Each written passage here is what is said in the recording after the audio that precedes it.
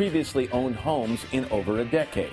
But there is a silver lining. Barbara Corcoran is today's real estate contributor. Barbara, good morning. Good morning, Matt. Silver lining is December was pretty good. The year was bad, but it ended on a high note. No one expected December to be so good. What happened in December, where we sold 12% more homes than any other time in the year, and that never happens in the month of December. Let's talk about these tips you've got. You've got 5 great suggestions for people who are looking to sell their homes right now. The first one you say is time it right. Right now is not the time to have your home on the market. Oh, no. Nothing happens in the real estate market until after Super Bowl Sunday. So you might as well sit back and relax. There are no buyers out there. But it is a great time, if you haven't been able to sell your home, to take it off the market and then put it back on in February. And in most websites, they'll be tricked into listing as a brand new listing. All right. Price your home wisely. Let's go over this, okay? Everybody wants to try. It's the biggest investment, an asset they'll ever have. They want to get the most for it. You say get there around 10-15% below the competitive homes.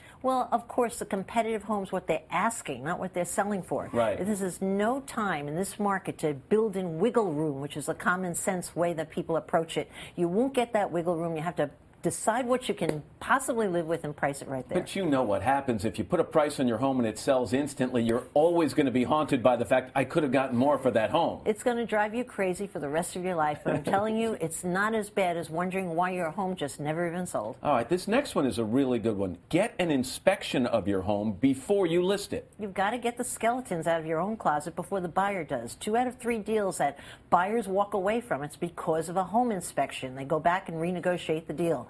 So if you get the home inspection done up front, you know what's wrong, you have a chance to fix it, and it's not going to get in the way of the sale. All right, you want sellers or potential sellers out there to offer financial incentives up front. Yeah, and people don't do it. What they do is they wait for the negotiation to say, oh, by the way, I'll throw in the closing cost to sweeten the deal. But you're far better off advertising that up front as no closing cost. Put all the incentives right on the front side. Finally, you say to wage war online. Why is the internet such a valuable tool? Because everyone goes online to find the home. And if your home doesn't look good online, they're just not even going to bother come to see it. So having phenomenal pictures online, if you could possibly afford hiring a local photographer who specializes. What does that generally cost, by the way? Usually $300 to $400. They turn these houses out very, very quickly. And the beauty to that is you have the curb appeal to compete with every other home out there.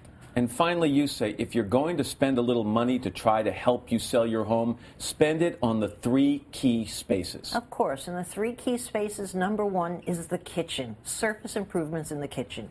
Number 2 is the living room. And number 3 is the front facade of that house. So when they drive up, the first thing they see is appealing to the eye. Let me tell you, real estate has less to do with the head and logic and everything to do with the emotion. So if you could hook that sucker in when he's driving up to that house, you're going to have a better shot at the deal. Try not to open the door and say, good morning, sucker. Oh, How no, are you? no. That's not a good way to do it. Barbara, nice to see you. Thank you.